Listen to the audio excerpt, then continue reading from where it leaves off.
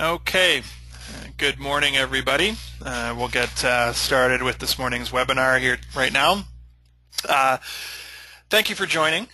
For those of you that have maybe sat through some webinars before, my name is Derrick Abram. I'm kind of the go-to trainer here at Turning Technologies Canada. For those of you that maybe don't know me, I've been with the company here for it's about 5 years now. So I'm a great resource for everybody, moving forward after today, either for additional training sessions or just simply, as a resource as hey, here's my presentation. Do you mind having a look at it? Do you have any suggestions or anything like that? So feel free to note my contact information down if you don't have it. And reach out with any questions, concerns, requests, or anything like that you might have. Now, for the webinar today, we are going to be using GoToWebinar. So you should see a little chat panel. It might be off to the side or maybe at the top, depending on the version and what operating system and stuff that you're on. If you have any questions, please feel free to either submit them through the chat feature or through the QA feature that you'll find in that panel, and we'll kind of address those as we go, and then there'll be some time at the end for Q&A as well. I did do this session on Tuesday afternoon as well. We did finish up a little bit early, so I don't suspect we're going to take the full hour here this morning. It's probably going to be about 40 to 45 minutes, so we should be able to get you guys back at it a few minutes early. So the plan for today, it's going to be a little bit different than some of the other webinars if you've sat in on them. I am going to be using simulated polling today as opposed to ResponseWare, just because some of the things that I want to go over and demonstrate, it's very difficult to do with ResponseWare because I need to have people sort of all in one room live. So I'm going to be using simulated polling. So unfortunately today there won't be any interaction through ResponseWare. But here's sort of the areas that I kind of want to have a look at this morning and talk about. First area is going to be learning theories. There's actually several learning theories that TurningPoint has features to support. We're going to be looking at 3 of the sort of primary ones, 3 of the ones that are really, really easy to implement, and you may even realize that you're actually using some of them already. Then we'll sort of move on, and we're going to have a look at types of questions. So we'll talk a little bit about different types of questions you can create. Rather than just a standard multiple choice question, we'll look at different ways you can kind of formulate questions in your sessions. And then the third thing we'll have a look at is just some basic tips and tricks, just things that I've found over the last little while. When I show it to somebody or explain it to them, it's kind of that aha moment for them. So I've incorporated some of those into the session here this morning as well. So that's the plan. Any questions that come up along the way, again, feel free to ask. I'm not necessarily going to be showing a whole lot as far as the creation side of things go. However, I will be jumping out and showing some stuff in the TurningPoint toolbar here this morning. So with that said, we'll move forward. We'll start out with learning theories. And so the first one that I want to talk about tends to be our sort of favorite here at the office, and it really is something that's super easy to implement into a session, and that's peer instruction. So some of you might know peer instruction. Some of you might have heard it referred to as group instruction or group discussion, when we're talking about learning theories. And so a couple of the features that TurningPoint has implemented in it to kind of help support this is the repoll feature, as well as the comparative link feature. So you can use both those tools within TurningPoint to kind of help support this peer instruction idea. And so the idea of peer instruction is that you're going to ask your audience an initial question, okay, to see where they're at. And then you're going to have them engage in discussion, whether it's one large open discussion with the entire audience, or it might be a simple matter of saying to them, okay, you know what, break out into groups of, 3 or 4, depending on your audience size, and, talk about your answers and try to learn from each other. And that's really the idea here. And from that point, you're going to either use your repoll feature to pull that same question a second time, or you're going to use our comparative link feature, which is going to let you actually pull the question 2 totally separate times and then compare the results on a third slide. My personal preference when doing peer instruction is to use the comparative link feature, just because it gives you a little more control, and I'll show you what I mean by that in just a second. And so this is going to be an example of sort of the first question that we would ask the audience, okay, before we have them engage in their discussion. So what chance in percent does a child of 2 left-handed parents have of being left-handed? Okay, so the audience is going to go through and respond. I've got simulated polling on, so I'm getting 30 completely random responses at this point from Turning Point. I have 0 control over what it's going to do. So this may or may not work out. Visually, you'll be able to get the idea. Okay, and so we're going to see what the results are. Now, this is where I prefer the comparative link feature over repolling, because what I've done on this question here is that I haven't inserted a correct answer indicator. Okay, so the audience has no way of knowing what the correct answer actually is. Myself as the facilitator, I obviously know what the right answer is going to be, and so I sort of know initially where the audience is at. And so from here, what we're going to do is, based on the results, we're going to have the audience break into groups and have that discussion. Now, there is a bit of a catch with peer instruction in terms of how effective it's going to be. Generally, what we recommend and what we see is if less than 30% of your audience gets the question correct, that's generally an indication that you might need to reteach the material that you just pulled them on, because it's telling you that there's not enough of the audience that really knows what the correct answer is. And to engage in that peer instruction model at that point with only 30% of the group knowing the correct answer, there aren't really enough people to teach the people who didn't know. Okay.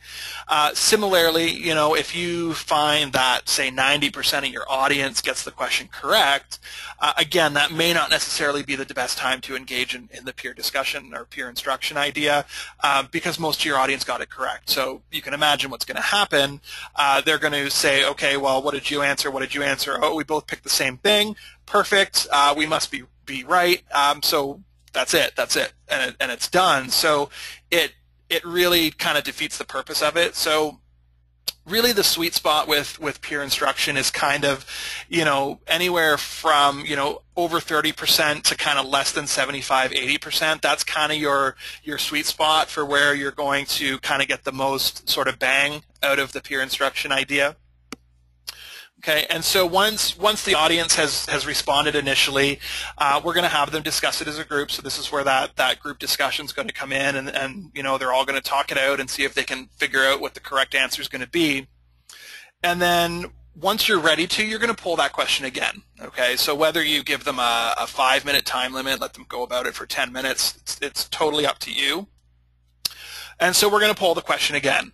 Okay, so we would say, okay, so what chance, and we're just going to go through the same answer choices, same question, participants are going to respond again. So I'm going to close my polling, and I'm going to have a totally separate set of results because this is a totally different question. And now, because this is a totally different question, I have the ability to insert the correct answer indicator. So that's the other little bonus to using the comparative link feature. Because we have 2 separate slides, we can have one without a correct answer indicator, one with a correct answer indicator. So it's a lot easier to give the audience that feedback. So that's kind of the added bonus there. And so there's our correct answer indicator coming in to show the audience at this point, you know, here's what the right answer actually was. And so now this is the comparative link feature. So this is what's going to show you in real time how the audience made out. Okay, so we know now that 40% was the correct answer. Okay, so based on my chart here, I can see that we went from 17% of the audience knowing it to 27% of the audience knowing it the second time around. So that shows me that there has been a shift in the knowledge, and that there was a level of knowledge gained by the peer instruction process and everybody kind of teaching each other. Now you can have your own variations of this. You're not locked into doing this process exactly. One thing I've seen some people do is the initial question that they ask, they hide the chart so that it doesn't show up, so it's not going to influence the audience one way or the other. Doing it that way, you're obviously not going to know as the facilitator whether you're in that sweet spot or whether 15% of the audience got it correct. So you're just kind of hoping for the best at that point. So you can kind of put your own spins or your own variations on the peer instruction model. It's certainly not limited to the exact process that I just did here.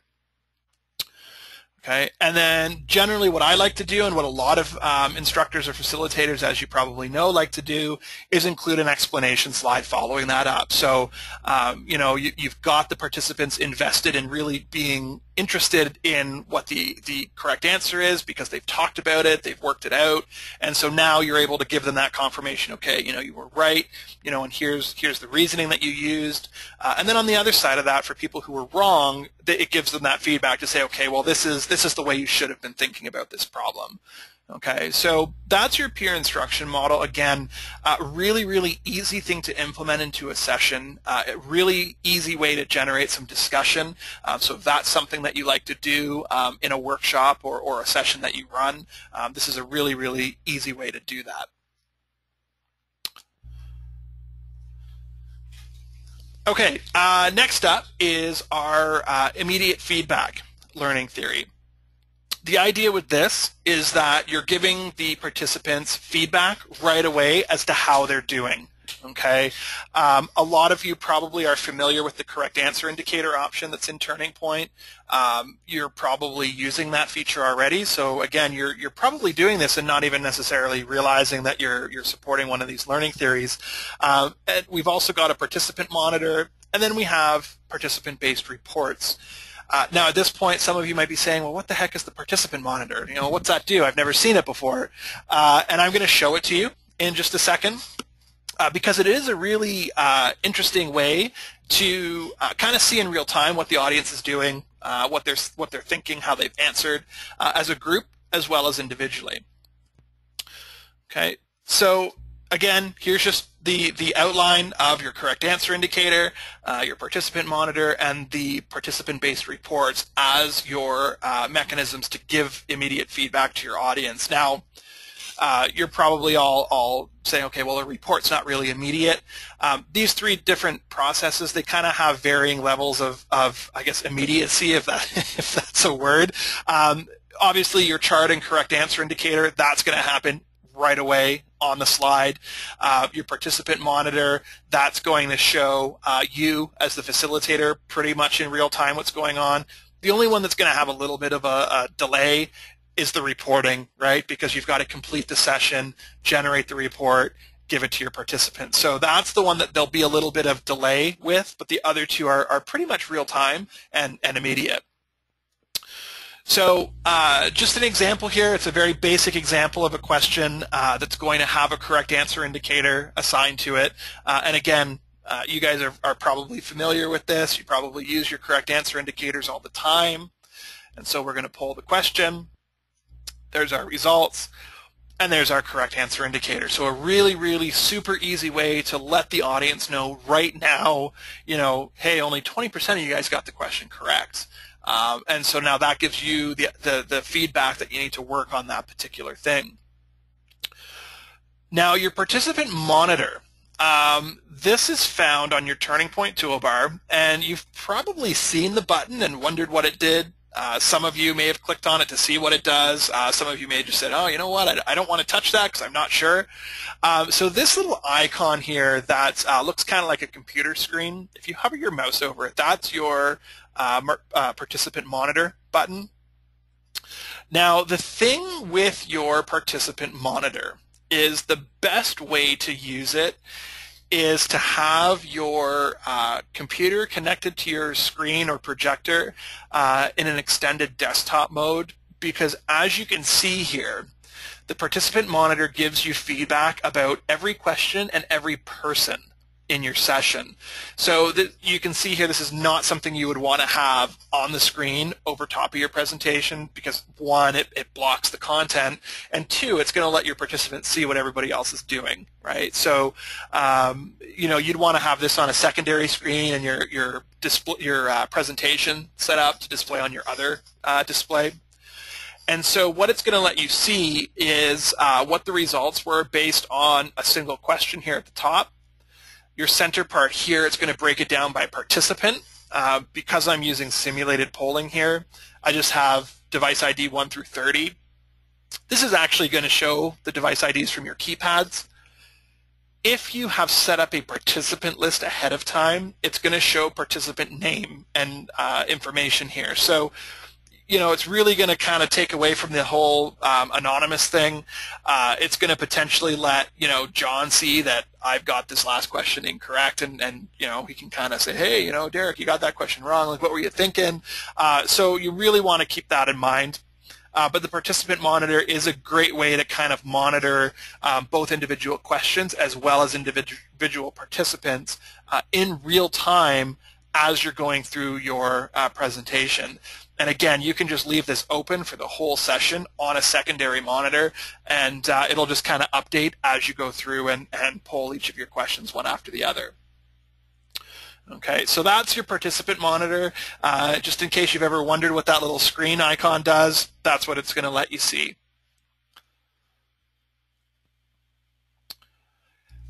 And the third learning theory is going to be game-based learning. This is probably the most fun one to implement into your presentation. I'm sure a lot of you have probably heard the whole term gamification, and you may have read some of the articles and the studies where they're saying, because of the today's generation of kids and students, they're so used to everything being such a rapid-fire type environment and having information right at their fingertips. And, with video game consoles and all, video games on smartphones and iPods and all that kind of stuff, it really is kind of turning towards that. And they have done some studies where they have been able to prove that certain groups and certain people have been able to learn quicker and better when the material is built into a game. And so some of you, again, might be doing this where you're building things like Jeopardy and stuff like that to kind of teach your training material. Turning Point does have some competition stuff built into it, so there is a compete menu, and I'll show you in a second all the different options in there. But we do have several different leaderboards that you can display. We've got the ability to have people participate as an individual, so they can just kind of do their own thing. We also give you the ability to break your audience into teams as well. So depending on what you're wanting to do, you can kind of go one of two ways with it. Okay, so what I'm going to do here is the little mini competition I've got built here. It's just a simple fastest responder. So for those of you that have not seen it before, you'll be able to have a look at how this works. And so the question's going to be, the opposite side of a die always add up to blank. And so the audience is going to go through, choose their response. I'm going to close polling, show my correct answer. So I can see that 30% of the audience got it correct. Now, with your fastest responder slide, it's based on the participants who got the previous question correct, but also the fastest. Okay?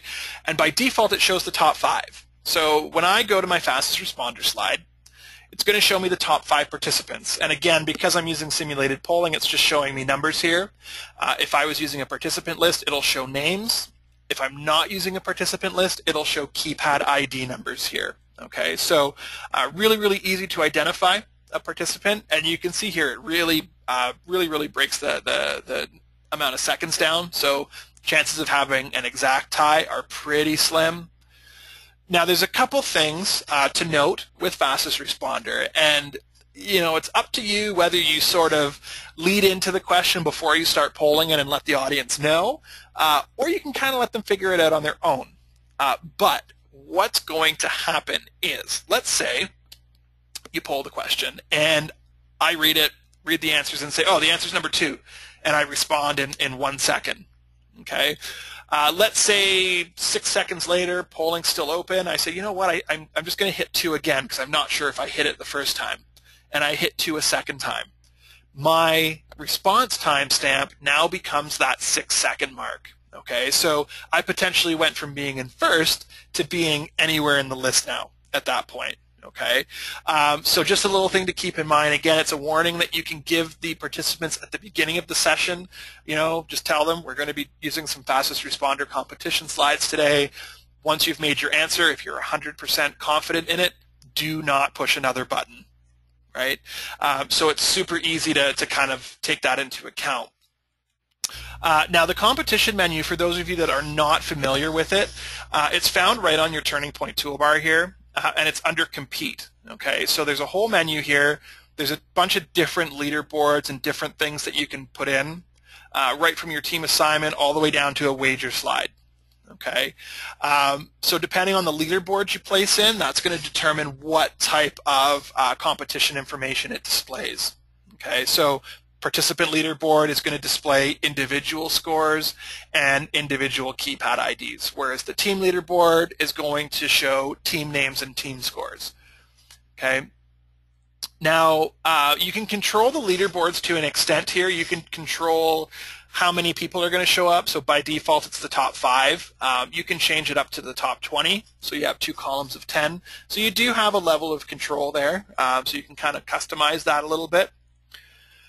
Your leaderboards can be used as many times as you want throughout your presentation. Okay, so there's no cap, there's no limitation or anything like that.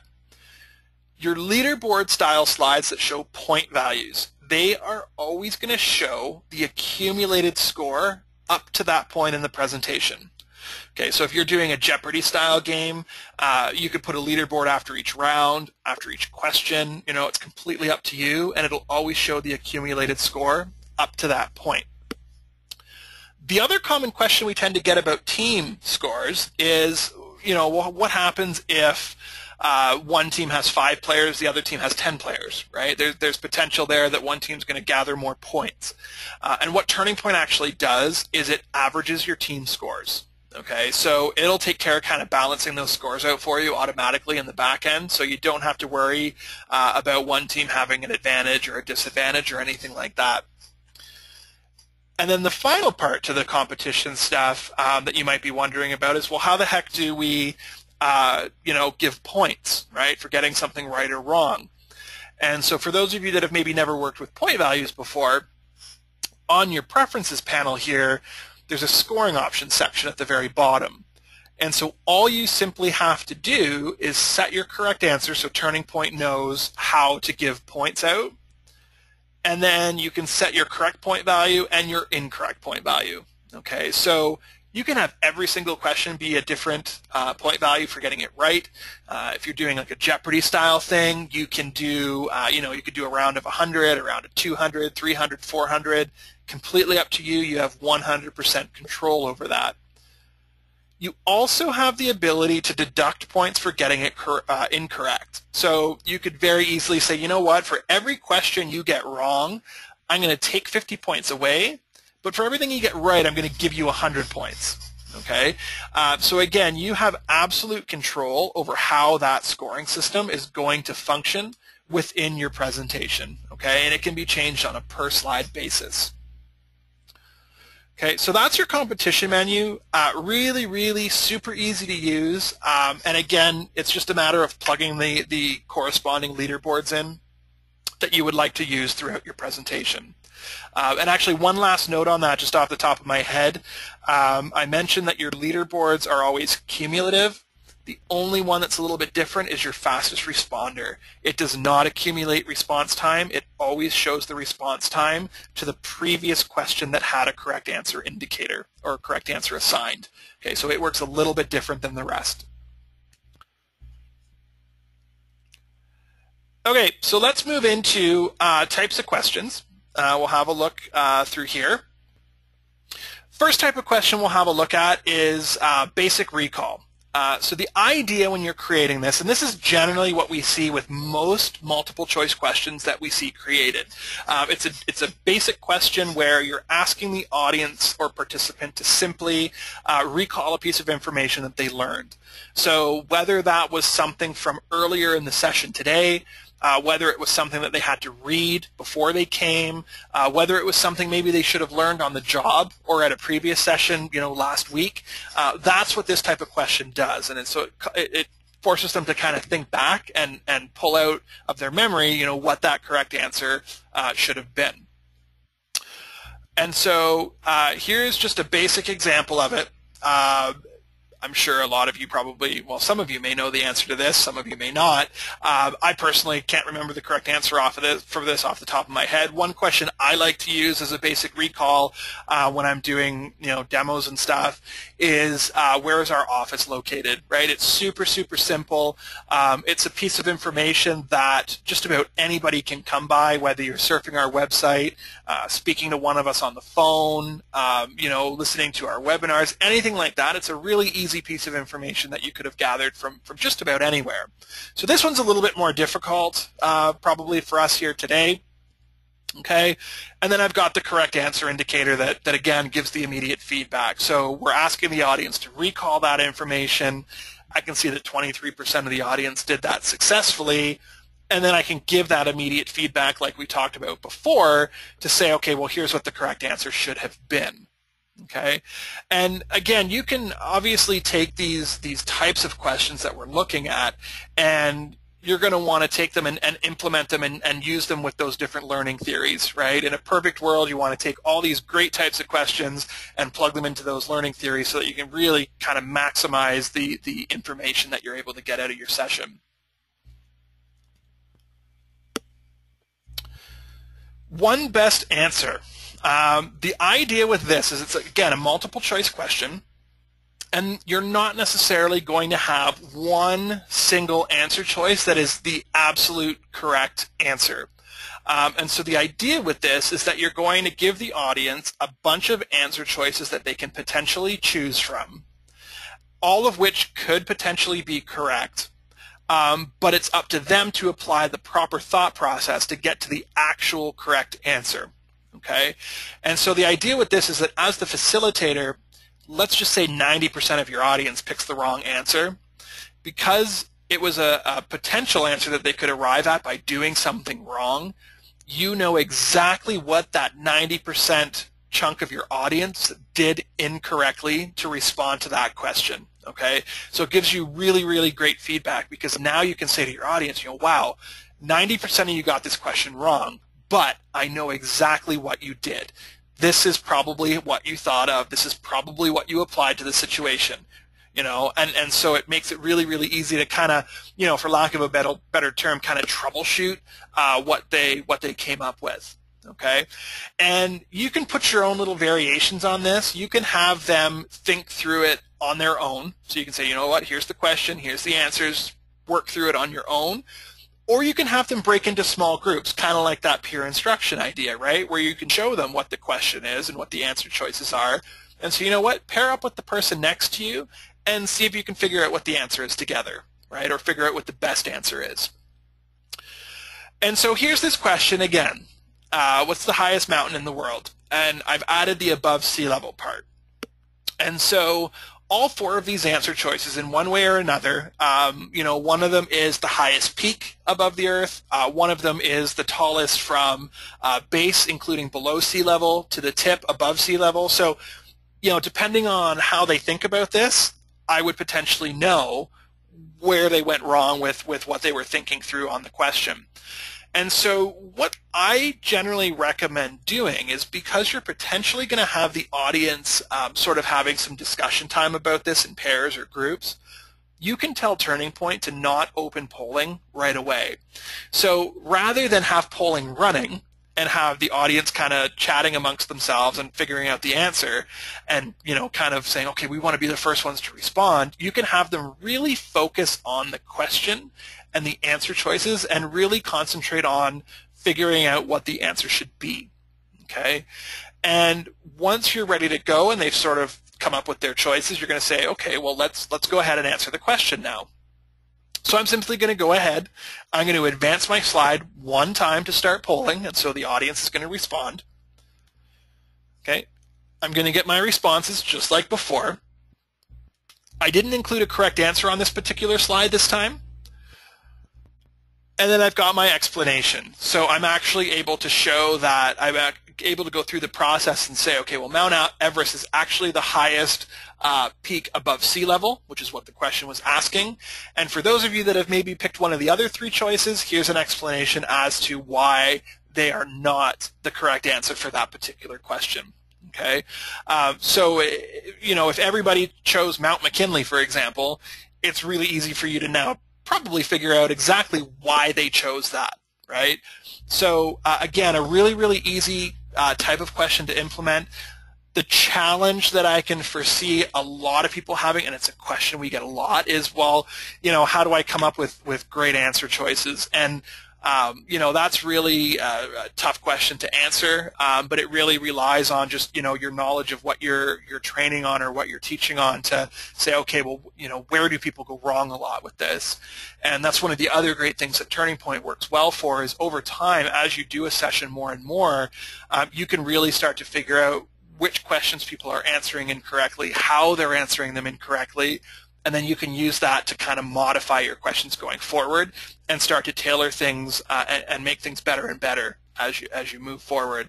And so that's the nice thing, because the Turning Point slides are so easy to modify, you can make changes at any point as you see fit. Okay, and the third type of question here we'll have a look at is confidence level questions.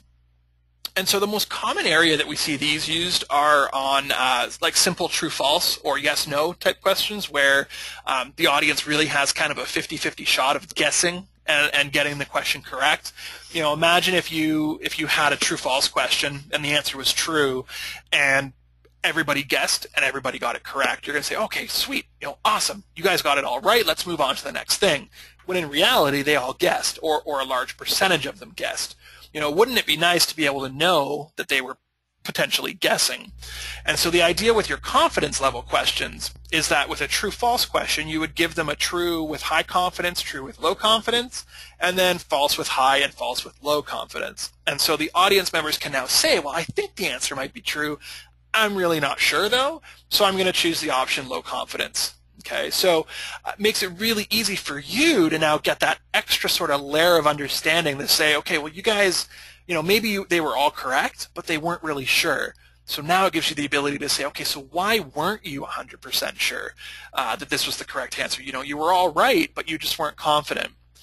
So obviously this is going to work best with answers that have, or questions that have at most 5 answer choices, right? Because we can have up to 10 multiple choice options. So you can have high and low for up to 5 answer choices in a slide. If you have more than 5, that's a fairly common thing. Well, I have more than 5 answer choices, but I still want to know if they were guessing. So what you can do, and I've seen this done before, is have your 6, 7, 8, 9, 10 answer choices. The audience can pick whatever they want. And then follow it up with a second multiple choice question that just simply says, did you guess at the last question, right? And the audience can say, you know what? Yes, I did.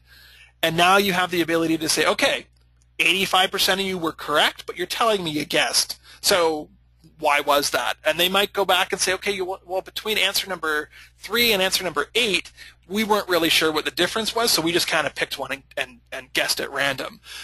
So really, really easy way to kind of get some of that feedback. And so I'm going to go ahead and close this poll so that you guys can see what the correct answer is if you're not sure.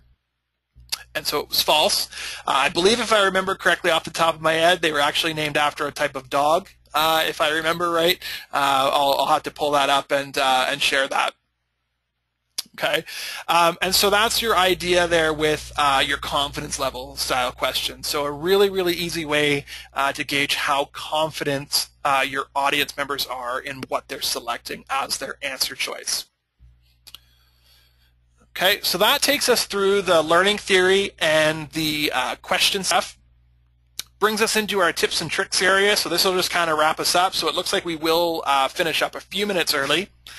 And so the four main things I want to kind of go over are answer bullets, animated charts, custom animations, because that's a big one that we get questions about, and just some chart colors, because there's a couple little things that I find people miss on them. So first thing, your answer bullets. Your answer bullets are simply your answer choice labels. So whether it's 1, 2, 3, 4, whether it's A, B, C, D, you have absolute control over that. One of the things that I recommend when you're building your questions is to keep in mind what your answer choices are going to be. So imagine if, oops, that's not a very good number.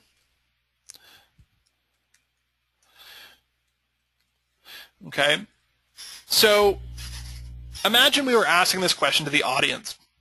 Somebody was sitting a fair distance back from the screen. They might look at this and say, okay, is that 1 decimal, 1114? Is it 1 comma? You know, what is that, right? Because it's kind of a bunch of numbers all together on a single line. So what we generally recommend doing is when you have a question that has answers that are numbers, change your answer bullets to be letters instead. You can do that simply by going to your slide preferences panel and changing your bullet format right here to whatever you want. Okay. Now this is going to let you do it on a per slide basis.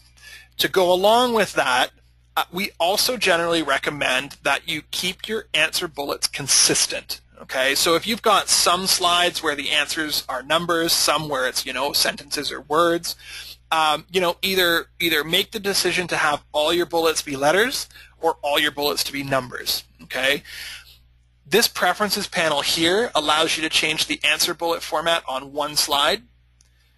The preferences button on your Turning Point toolbar lets you change settings presentation wide. So if at the end of everything you said, you know what, I want to change them all to be letters, you can come in here, change your bullet format to letters, hit apply all, and it updates everything in your presentation in terms of polling slides. Okay, so really, really quick and easy way to adjust that. Sometimes it comes down to personal preference. Myself, when I'm building a presentation, I tend to lean towards numbers for answer bullets. I've seen some people lean towards letters. Sometimes it's just personal preference, so it's entirely up to you how you set that and how you make those changes. Okay. Second thing on our tips and tricks here to have a look at will be the animated chart feature. This is a feature that not a lot of people know about and not a lot of people tend to use. We get calls from time to time where you know, the person on the other end of the line says, well, you know, I've got a case study that I'm presenting, so I'm really tight for screen space, right, on my slide. It's a big, you know, big wordy case. The answer choices are fairly lengthy. I want to be able to see what the results are, but I can't fit everything on the slide, you know, with the chart and everything. And so that can be a challenge that people run into. So because Turning Point currently does not have the ability to show results on a separate slide entirely, you're kind of limited to doing everything on the one slide. So your animated chart feature, it's found in the Objects drop-down menu on the Turning Point toolbar.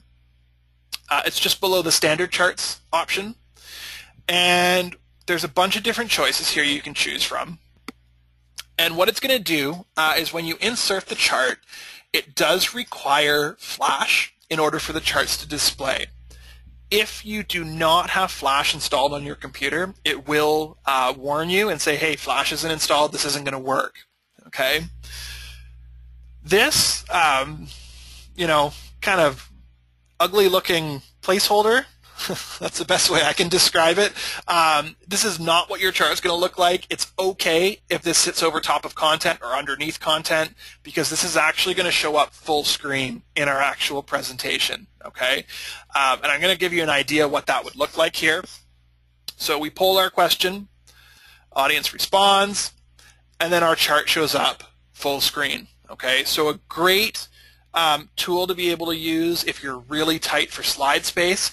It's also a great thing to be able to use if you're in a large venue for your session, and you know that people at the back of the room are maybe going to have difficulty seeing the smaller chart at the front, you can imagine if you've got like your presentation running on a 10 or 15 foot screen up at the front of the room, your chart's going to be 10 or 15 feet tall. Okay, so a really super easy way to kind of take that into account. All right, so the question here, comparative slides, do they have to follow each other or can they be one? So the comparative slides, they don't have to follow each other 100%. You can have one at the very beginning, one at the end, and then do your comparison at the end. So you can use it more as like a pre and post session comparison. So that's totally up to you. You can have all your content spread out through the middle there. The only thing to watch for, and I didn't mention this when I was doing the comparative link before, is don't copy and paste your 2 question slides. Create them as 2 new multiple choice polling slides. The reason for that is behind the scenes when you create a multiple choice question or any question in Turning Point for that matter, it gives each question a unique question ID number. And when you say to Turning Point, okay, do this comparison between these 2 slides, it actually uses those question IDs to do the comparison. So if you copy and paste your slide, you also copy and paste your question ID. And so when it comes to comparison time, Turning Point says, oh, you're comparing question 10 to question 10. The results are exactly the same, so it looks like the audience is saying they didn't really learn anything, or they're not more confident, or they don't understand the topic more. So you want to watch for that. Don't copy and paste the slide. The content is okay to copy and paste once you've created the new slide template. Okay, so just keep that in mind on the comparative link topic there. Okay, let's talk for a second about chart colors, and then we'll go back to custom animations. Chart colors can be a source of frustration for some people. So what's going to happen is, on your chart colors, you can click on a chart, and we could change the colors here on the Preferences panel. So again, just like before, this setting is only going to update this chart. Again, if you want to update all the charts throughout your entire presentation, you can do so through the Preferences button. Where the source of frustration, I think, comes in for a lot of people is by default it goes to PowerPoint scheme. So it tries to pick up color settings from your PowerPoint template itself. So you can change these all you want and it will not update the chart. What you need to do is make sure you set it to defined, and that tells Turning Point to pick up these colors that you set instead of what your template says. Okay. The other thing that's really neat here is the correct incorrect color scheme. A lot of people don't necessarily know it's there, and a lot of people don't tend to use it. But instead of correct answer indicators, if you use the correct incorrect setting, it color codes your chart green and red accordingly. You can have your correct answer indicators on the slide as well. The thing that's nice about the correct incorrect color setting is that, again, if you're in a large venue, you know, the little check mark beside the correct answer could potentially be difficult for people that are a distance from the screen to see. Whereas when your charts are color coded, it's really easy to see, you know, right there. Okay, there's the green bar, there's the red bar, right and wrong. So visually, it can be a lot easier for your audience to kind of see at a glance. Okay.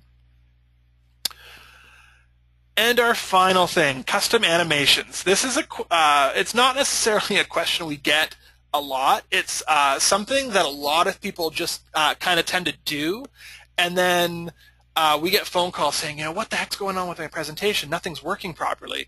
And so you can add custom animations to a Turning Point slide.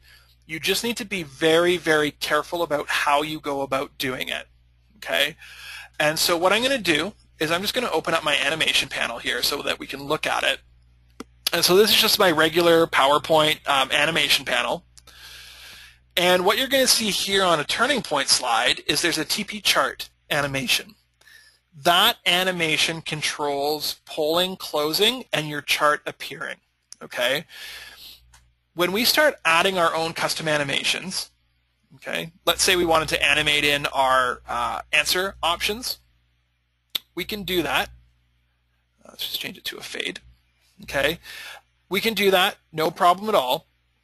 But the thing you want to watch for is that you keep everything happening in the correct order. Okay, so what's going to happen right now, if I were to run this slide, because the TP chart animation is at the very top, what's going to happen is polling is going to close before my answer choices appear, right? Just following through the animation sequence. So when you're adding custom animations, you want to make sure, like we've done here where we've animated our answer choices, you want to make sure that these happen before your chart object. So the first thing that's going to animate is going to be your answer choices, polling will start opening, audience members can respond, and then with your TP chart being your last thing, your final animation is going to be polling closed and your chart appearing. Okay? Now if we start adding additional objects, like if we add a countdown timer here, you'll see that we simply get a TP countdown. Okay, and you'll see that Turning Point puts it into the proper animation sequence automatically for you. So now we're going to have our answer choice animation start first. Then the next thing that's going to happen is our timer is going to start. Then the final thing is going to be polling closed and our results showing up. Okay, so Turning Point will keep its animation sequences in the proper order. You just need to watch if you add your own custom animations that you make sure everything stays in the proper sequence. Okay. Obviously, if you add your own custom animations, we recommend test, test, test. Make sure you run through it a couple times, especially if you make tweaks or changes. Make sure you're 100% confident that everything works correctly, because you don't want your test run to be in front of your participants, right? So you want to watch out for that. If you start adding custom animations and you run into problems or challenges, again, there's my contact information. Feel free to reach out to me, send me a presentation, and say, hey, I added some custom animations and it's not working the way I think it should. And usually it's a fairly easy thing to sort out. Like I showed you there, it's generally just a sequencing issue that we can sort out pretty quickly. Okay, so that brings us into the conclusion of the webinar. As I mentioned before, here's my contact information. Feel free to note it down if you don't have it already. Use me as a resource. Ask any questions following the webinar that you might have. If you'd like to schedule training for yourself or your team, reach out and let me know, and we can set up those sorts of things either as a group session or just kind of one-on-one if you would like. So again, thank you very much for coming out this morning. That wraps up our content here for today. I'll stick around on the line for a couple extra minutes here if there's any other questions that come through. Otherwise, I hope you have a great rest of your day and a great weekend coming up in the next few days. Thanks a lot, and hopefully we see you guys all out again soon.